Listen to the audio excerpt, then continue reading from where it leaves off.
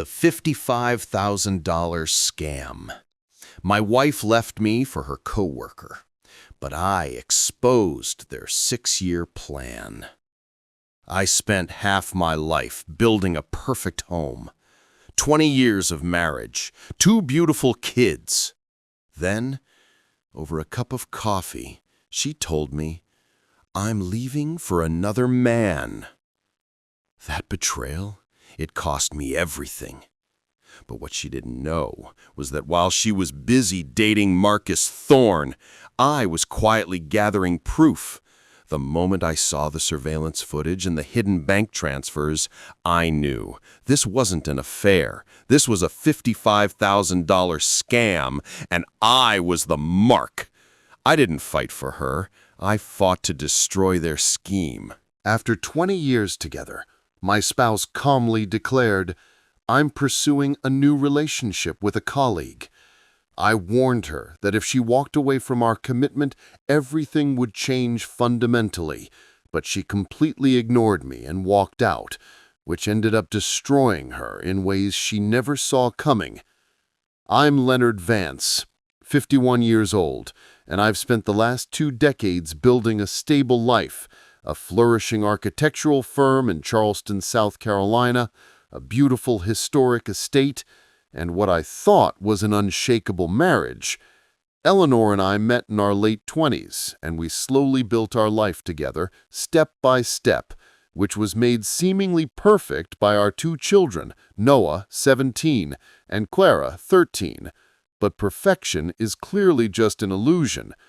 The night everything blew up started like any typical Wednesday.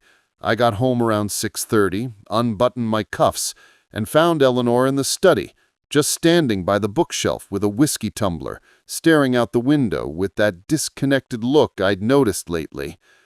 "Evening," I said, giving her a brief kiss on the forehead, but she barely moved and stated flatly, "We have to talk," the ultimate phrase of doom.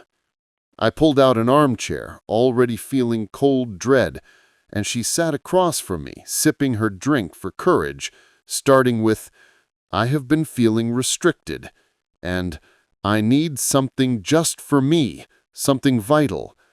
I leaned closer, trying to figure out what she wanted, a hobby, a retreat, but she finally looked at me, and the chill went straight down my spine as she said, "I'm going out tonight with a man from my office." The statement hit me with devastating force, leaving me numb and gasping. "A date? You are married, Eleanor. We have 2 children. What madness are you speaking?"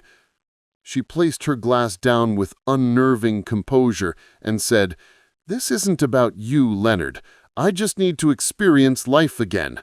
I will make things right later, I promise." 20 years of marriage, and she was asking for consent to be disloyal, like it was a casual experiment. "Eleanor, if you leave this house to meet another man, there is no reconciliation," I stated, my tone unwavering despite the fury rising within me. "I'm warning you, this will irrevocably change everything." She stood up, retrieving her shawl. "You are being melodramatic. I just need room to discover myself." I watched her walk towards the door, every footfall wounding me. A part of me wanted to stop her, but I was immobilized, gripping the armchair until my skin was white. The door clicked shut, and the silence was deafening except for my own breathing. And that's when I knew the woman I married was gone, and the fight for everything I had built was commencing. The night Eleanor went on her outing, I didn't sleep. I sat staring at the fireplace until Noah came downstairs around 11 for a drink of water, asking, "Dad, where's Mom?" I struggled to maintain a normal voice, telling him, "She went out with some acquaintances. She'll return later." And though he nodded, I saw the doubt in his 17-year-old expression, sensing something was wrong. After he went back up, I accessed my computer and did something I never expected. I checked our combined savings account and saw debits I didn't recognize, A meal at an upscale sushi bar, a purchase at an expensive jewelry boutique, an appointment at a luxury salon last Friday, none of which she'd mentioned. I tightened my jaw as I scrolled through 4 months of charges, minor enough not to cause immediate suspicion, but aggregated, they painted a distinct picture. She had been planning this. Around 3 in the morning, I heard the front gate open.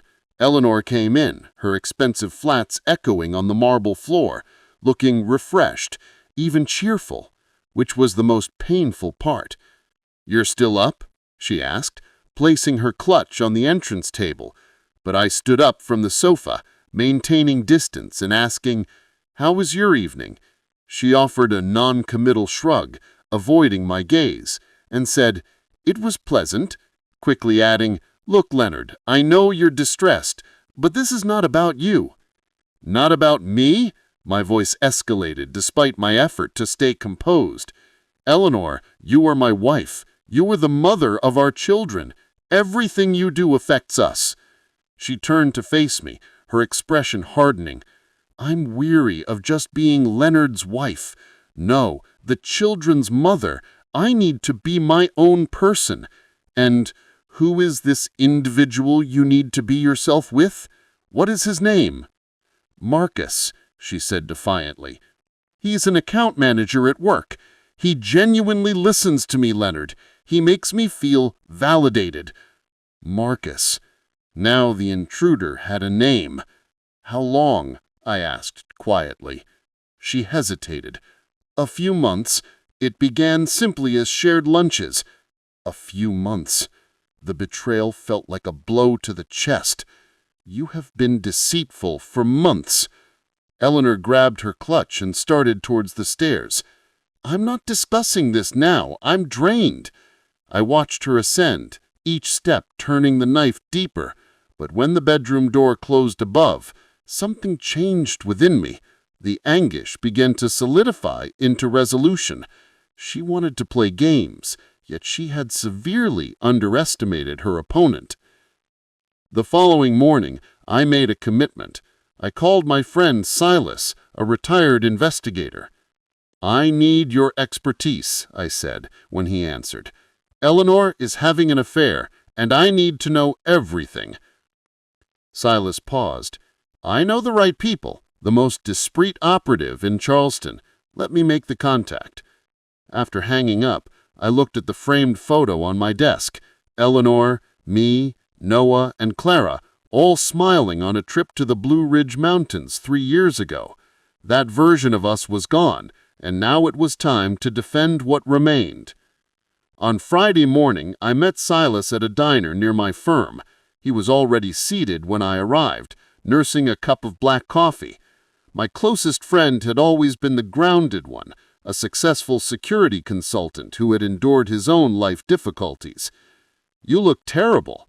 Silas watched as I took the seat opposite him, and I replied, "I feel worse," ordering a coffee.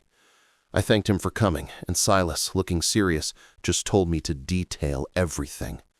I recounted the whole story, Eleanor's crazy announcement, the secret outing, and the sketchy bank records. Silas's jaw tightened as he shook his head, saying, 20 years and she sacrifices it all for some junior associate from her company? Apparently, I sighed, stirring my coffee, exhausted. I told him I needed to know the reality. Was it just emotional, or had it gone further? Silas immediately pulled out his phone, explaining that he'd called Gideon Reed this morning, the best operative in the business, expensive but totally effective, who handled a bitter separation case for a client of his. He texted me Gideon's information, saying, "Call him today. The sooner you know the facts, the sooner you can secure your position and the children's." I asked about reconciling with Eleanor, but Silas's expression grew firm. "Leonard, listen to me. The woman you married would never have acted this way. Whatever Eleanor has become, she is not prioritizing you or those kids. You need to accept that and begin protecting what truly matters." His words stung, because they were painfully true. He added that I also needed to consult legal counsel, specifically mentioning Beatrice Sterling, who was uncompromising and highly successful, so I could understand my rights, even if I wasn't ready to file yet, because this was no longer just about a fractured marriage, but survival. Silas lowered his voice for one last warning. Do not let Eleanor know your actions. No arguments, no outbursts. Covertly accumulate evidence. Organize your affairs, and when the moment arrives, confront her with everything simultaneously. I called it ruthless, but Silas corrected me. It is necessary. She has already revealed her true self. Accept it. After the meal, I sat in my SUV and instantly called Gideon Reed. He answered instantly, and I explained the situation, Eleanor's affair, Marcus Thorne, and the need for documented proof. Gideon said he could help, but he needed every specific detail I had. Contact numbers, locations, work schedule specifics, saying the more insight I provided, the quicker he could proceed. We set a meeting for that afternoon at 3. As I drove to the firm, the pain was still there, but beneath it was something harder and more focused. A resolve to safeguard my children and everything I had achieved. Eleanor wanted to challenge me. She was about to discover that I do not accept defeat. Gideon Reed's office was in a plain, efficient mid-rise building downtown, suggesting he invested in results, not appearances. The man himself was in his late 50s, with closely cropped white hair, wearing dark trousers and a simple jacket. After we shook hands, he invited me to sit down, saying Silas spoke highly of me and knew I was in a difficult position. I handed him a manila envelope I had organized, printed bank records, Eleanor's office schedule, Marcus Thorne's profile, and snapshots of suspicious spending. Gideon meticulously examined the documents with an expressionless face. After a few minutes, he looked up. "Your wife is not being cautious," he said. "That works in our favor. It simplifies my investigation." He then shocked me by asking, "Do you wish to know if this individual is the only one?" When I asked if he thought she could be involved with others, he candidly said, "In my professional view, when someone is willing to discard a 20-year marriage so readily, it is rarely their first transgression. But we will ascertain the truth. I will monitor her. I will track her movements. I will document everything. Visual evidence, video recordings, everything." My stomach clenched, but I nodded. He asked for 10 days, maybe 2 weeks, warning that if she became secretive, it would take longer, but based on the evidence, she wasn't putting much effort into concealment. Gideon leaned back and asked if I was prepared for what he might uncover. I thought of Noah and Clara, the home we built, the 20 years of memories that now felt tainted, and firmly said, "I need to know the complete truth, whatever it is." "Good," he said, producing a contract. "My initial fee is $6,000. I charge $250 per hour, plus expenses. Everything I find is legally admissible. You will receive a comprehensive file." I didn't hesitate and wrote out the check for the full amount.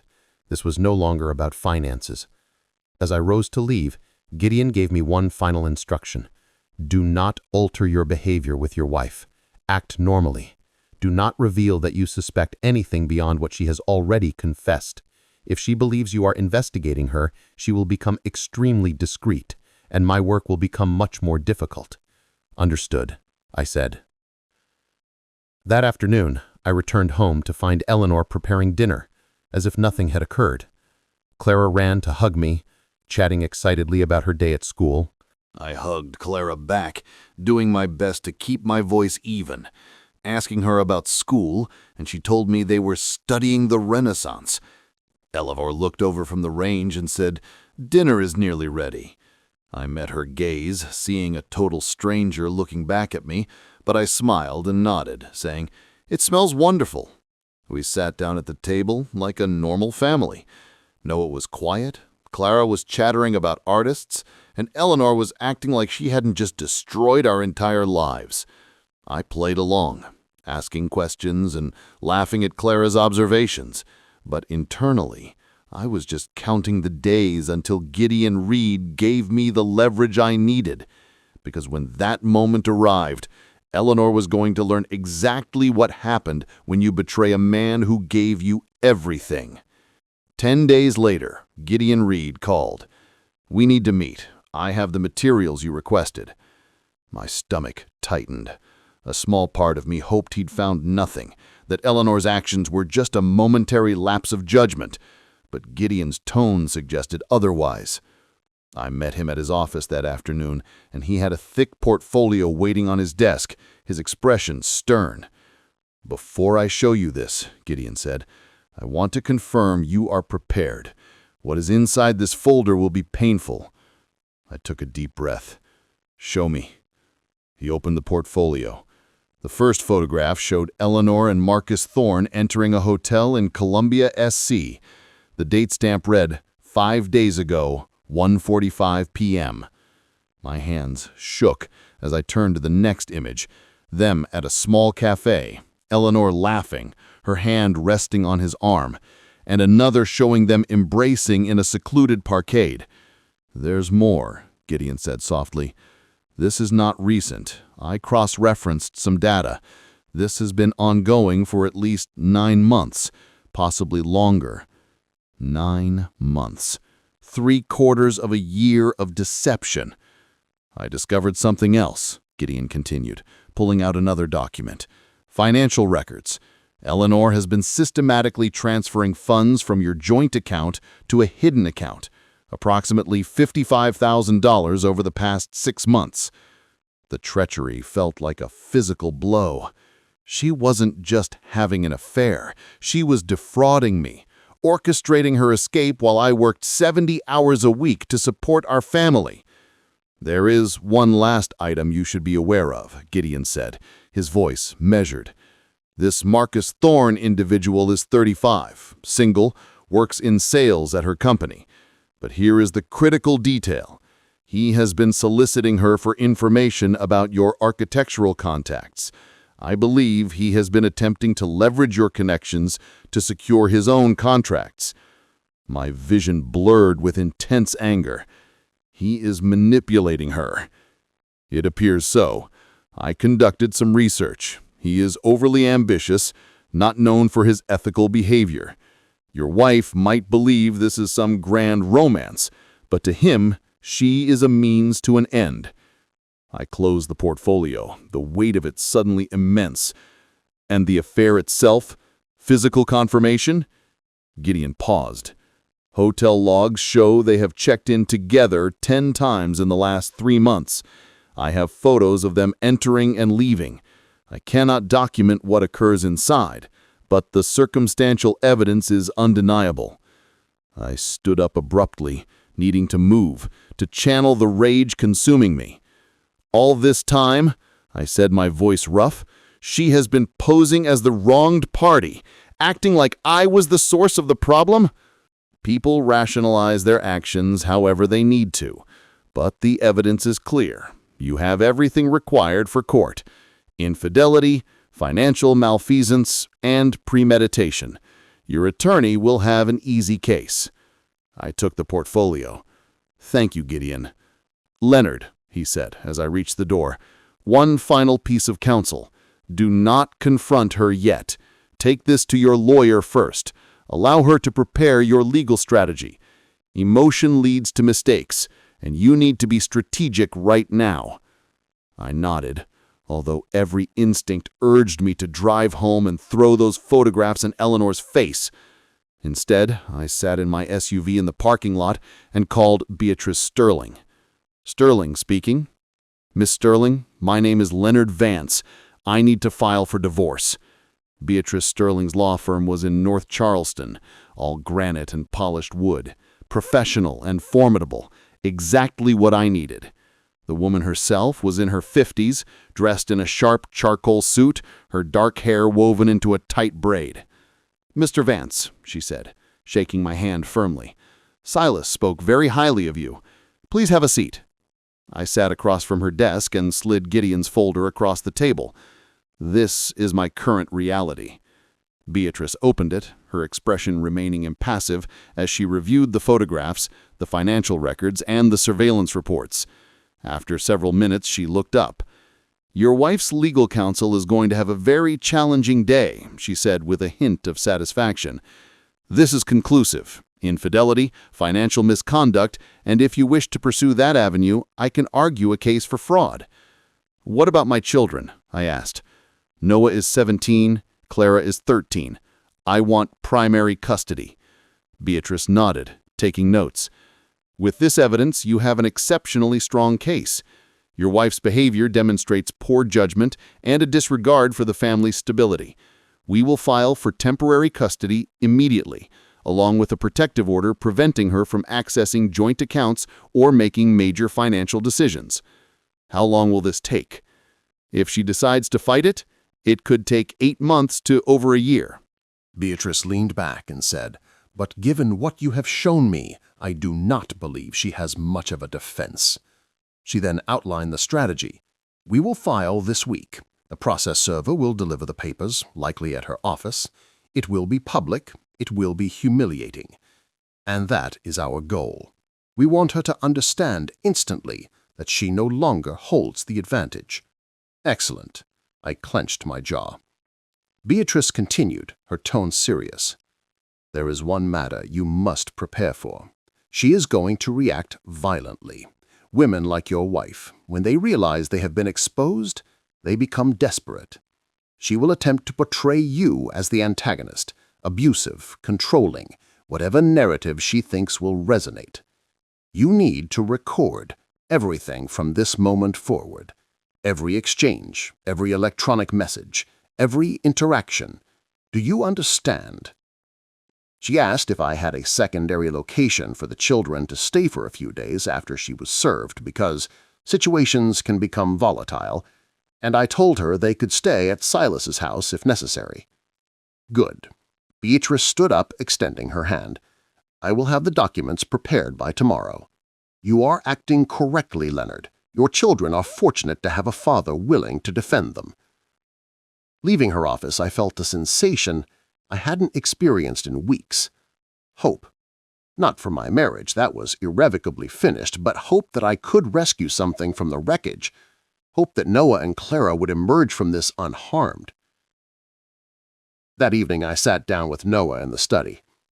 At 17, he deserved to know the full truth. "Dad, what is happening?" he asked, sensing the heavy atmosphere. I took a deep breath. "Your mother and I are separating permanently. I am filing the legal documents this week." His face paled. "Is it because of her outing?" "Yes, son. Because of that and several other crucial issues, I am seeking custody of you and Clara. I need you to trust me. I am doing this to safeguard both of you." Noah was silent for a long moment and then looked at me. "Dad, I want to remain with you. Regardless of what happens, I want to stay with you." Those words shattered something inside me, but I maintained my composure. "I'm going to ensure that happens." After we left, I stared at the framed photo on my desk, the last memento of a life that no longer existed. Tomorrow, the conflict would begin in earnest, and this time, I was ready. The process server delivered the papers to Eleanor at her workplace on a Thursday afternoon. I wasn't there to witness it, but an associate of Silas's who worked in the same complex recounted the details. She burst through the front door at 6 o'clock, the divorce papers clutched in her hand, her face contorted with fury, where I was helping Clara with her history assignment. "What in God's name is this?" Eleanor screamed, throwing the papers onto the kitchen counter. "Clara, please go to your room, sweetheart," I said calmly. My daughter glanced between us, fear in her eyes, but she complied. When she was upstairs, I turned to Eleanor. "It is precisely what it states. I am filing for divorce and primary custody." "You cannot do this!" Her voice escalated to a high pitch. "You cannot take my children away from me!" "I am not taking them," I said, my voice level. "You abandoned them when you decided Marcus Thorne was more important than your family." Her face flushed crimson. "This is about power. You've always been controlling, Leonard, always needing to monitor where I was, what I was doing." I took out my phone and opened a folder of photographs Gideon had supplied. This is about 20 years of marriage that you discarded for a 35-year-old who is exploiting you for business contacts. Did you genuinely believe Marcus cared about you, or did you just simply not care that he was using you? Her eyes widened as she recognized the photos. You hired someone to follow me? You violated my privacy. You illegally transferred $55,000 from our joint account. You have been dishonest for 9 months. You have no standing to lecture me about privacy. She gripped the counter, her defiance faltering. Leonard, please, we can rectify this. I made a grave error, but we can overcome it. No, I said firmly. You are not going to assume the role of the victim now. You made your choice. Now face the consequences. She attempted a different tact. Her voice became softer. Consider the children. Noah and Clara need their mother. Do not do this to them. I am considering the children, and that is why I am ensuring they have a reliable parent. You can have scheduled, supervised visitation. The court will determine the rest. Her expression became venomous. You will regret this. I will expose everyone to what you have done. I will ensure everyone knows the true nature of the man you are. Proceed, I said, looking her in the eye. I have 20 years of being a devoted husband and father. You have 9 months of hotel receipts and lies. Let's see who people choose to believe. She snatched her clutch and strode toward the door. Then she turned back. This is not finished. Yes, it is. After she left, Noah came downstairs. He had clearly overheard. Dad, will we be all right? He asked quietly. I put an arm around his shoulders. Yes, son, we will be absolutely all right. 2 days after Eleanor was served, she launched an attack on a social media platform. I woke up Saturday morning to numerous messages, friends, associates, even clients contacting me about her post. I opened the site and my stomach churned. After 20 years of marriage, I have finally gathered the strength to speak my truth.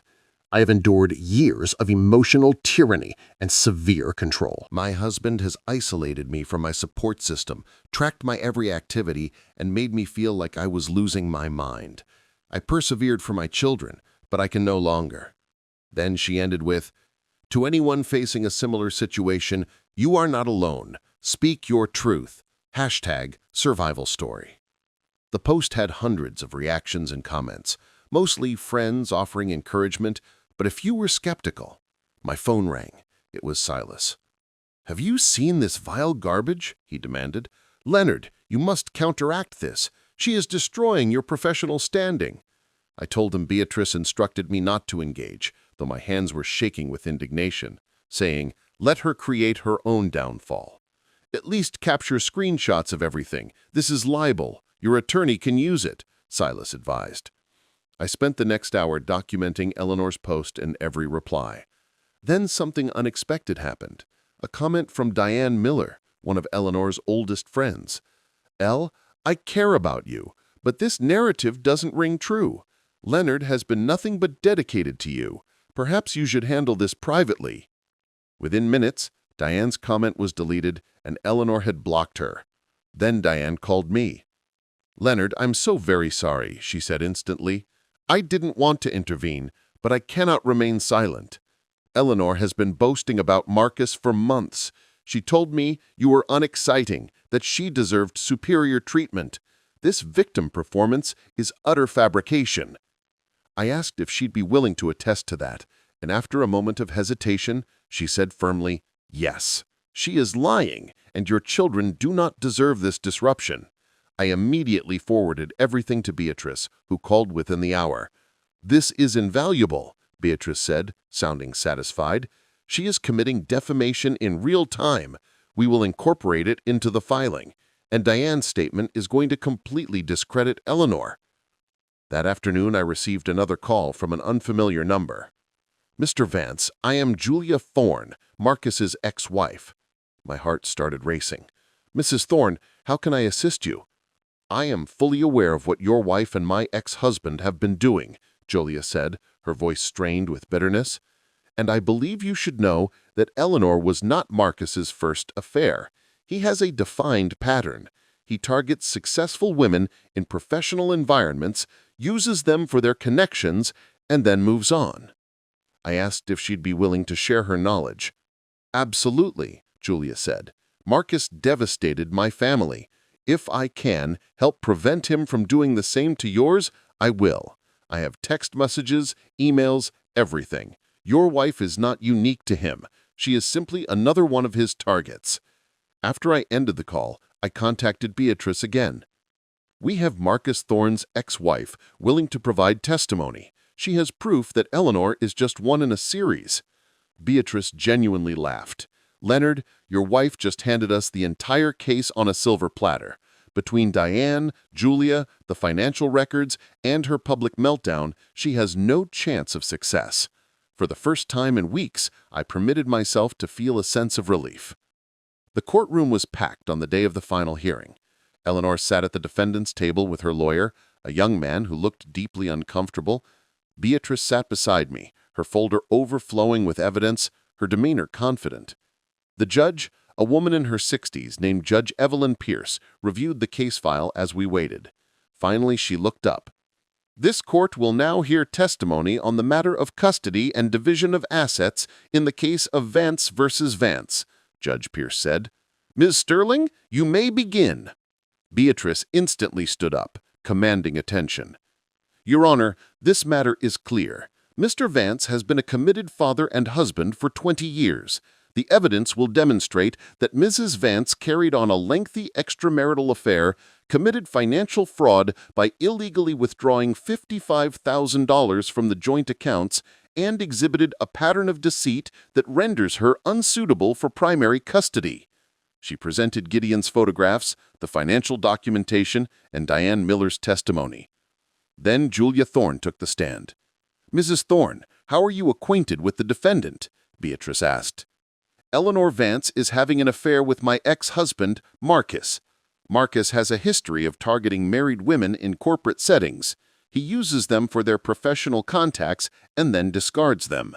I have proof that he has been inquiring with Ms. Vance about her husband's architectural contacts to benefit his own career." Eleanor's lawyer attempted to object, but Judge Pierce overruled him. "Continue, Ms. Sterling." Diane testified next, detailing how Eleanor had openly discussed the affair and displayed no remorse. Then Noah took the stand. "Noah, how has your mother's behavior impacted you?" Beatrice asked gently. My son's voice was strong, mature for his 17 years. "She stopped being engaged. She was constantly on her phone, always departing. My dad has been the one assisting with schoolwork, preparing meals, ensuring Clara and I were cared for. I want to live with him." I watched Eleanor's face fall as her son spoke, but I felt no vindication, only regret for what she had destroyed. Eleanor's lawyer attempted to portray her as a victim of a controlling husband, but it failed. When Eleanor took the stand, Beatrice dismantled her credibility with surgical accuracy. "Mrs. Vance, you asserted in your social media statement that your husband was controlling, yet you had unrestricted access to all financial accounts, correct?" "Yes, and you utilized that access to embezzle $55,000 over 6 months." Eleanor's face flushed. "I was not stealing, I was protecting my security." "Protecting your security by funding an extramarital affair?" Beatrice's voice was incisive. "No further questions, Your Honor." Judge Pierce took a brief adjournment, then returned with her ruling. "I have reviewed all the evidence and testimony," she said. "Mrs. Vance's actions demonstrate a profound lack of judgment and a blatant disregard for the emotional well-being of her children. Mr. Vance is hereby granted primary physical custody of both minor children. Mrs. Vance will have supervised visits every other weekend, with the arrangement to be reviewed in 12 months. Furthermore, Mrs. Vance is ordered to repay the $55,000 she withdrew without consent, plus all court costs and a significant portion of Mr. Vance's legal expenditures." The judge's gavel struck, and it was settled. Eleanor sat motionless, her lawyer whispering frantically in her ear. I stood up, shook Beatrice's hand, and walked out of that courtroom with my dignity intact. Outside, Noah and Clara were waiting with Silas. Clara ran to me, and I lifted her into my arms. "Is it really over, Daddy?" she asked. "Yes, sweetie, it is over. We are going home." 9 months after the divorce was finalized, life had found a new normal. Noah was excelling in his final year of high school, even touring universities, and Clara had joined the drama club and was forming new friendships. The house felt lighter, as if we could all finally breathe freely. I had sold the historic estate, too many painful memories, and purchased a slightly smaller, contemporary home in Mount Pleasant with a large yard. The kids had helped me select it, and it felt like ours in a way the old house never did. My architectural firm was more successful than ever. It turns out, when you are not emotionally drained by your spouse's deceit, you can concentrate on work, and I had secured 2 major developments and hired a new project manager. Eleanor's supervised visits were strained initially. She would arrive looking subdued, quiet, unlike her former self. Marcus had abruptly ended things 3 months after the divorce was completed, exactly as Julia had forewarned. Apparently, once Eleanor lost access to my professional network, he no longer had any use for her. One Sunday afternoon, Eleanor asked if she could speak with me after dropping Clara off. "What is it?" I asked, keeping my tone neutral. "I wanted to say I'm truly sorry," Eleanor said, her eyes moist. "For everything, I destroyed our family because I was selfish and foolish. I do not expect your forgiveness, but I wanted you to know I deeply regret everything." I observed her for a long moment. The fury that had sustained me through the worst of the conflict was absent, replaced by something closer to sympathy. "I appreciate you saying that," I said finally, "but it does not alter the situation.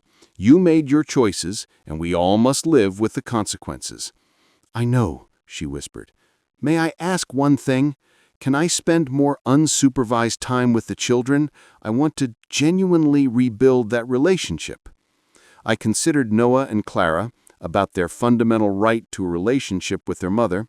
If you can consistently demonstrate to the court that you are stable, with consistent employment, ongoing therapy, and absolutely no more Marcus Thorns or anyone similar, then we could discuss modifying the custody agreement, but it is entirely up to you to earn it. Eleanor nodded, tears streaming down her face. "Thank you, Leonard. I will improve, I promise." As she departed, I felt something unexpected, hope. Not for us, but for her to become someone our children could respect again. That evening, I grilled steaks in the backyard while Noah threw a football with Clara, and Silas came by with beers and his famous spicy beans. "You seem content, my friend," said, handing me a cold one. "It took a monumental effort to get here," I replied, watching my kids laugh. "But yes, I'm content." "You handled it well, my friend. You protected those kids, and you maintained your integrity. That is the real victory." Later, after everyone had retired, I stood on the back deck looking up at the night sky. 20 years of my life had been built on a foundation that proved to be unreliable. But from the devastation, I had constructed something far more resilient, a home where my children felt secure, where integrity was paramount, where we did not have to walk on eggshells. Eleanor tried to ruin me, but she failed, because I learned a fundamental truth through it all. True strength is not about never failing. It is about getting back up, regrouping, and fighting relentlessly for what truly matters, and that is exactly what I had accomplished. I took a final sip of beer, the resolve in my chest like solid rock, and turned to go inside, but a flicker of movement across the street caught my eye. A dark sedan, parked with its lights off, had just pulled away quickly. It was too late to catch the license plate, but as it sped down the road, something dropped out of the passenger side window onto the curb. I walked out and found a small, unmarked flash drive. Attached to it was a tiny folded note, scrawled in an unfamiliar hand. It wasn't Marcus's first mistake, Leonard, but she was the most determined. What she hid wasn't just money. Open this and you'll find the real plan she created 6 years ago. The distant taillights vanished, leaving me alone with the silent house, the stars, and a truth I suddenly feared to uncover. If you're watching this, maybe you know what it feels like to have your life shattered. I won't pretend it was easy. It was the hardest fight of my life. But I got up, I fought for my kids, and I found true peace again. If this story resonated with you, hit that like button. It helps more than you know. And I genuinely want to hear from you. Have you ever had to fight to rebuild your life? Tell me your story in the comments below. Thank you for watching.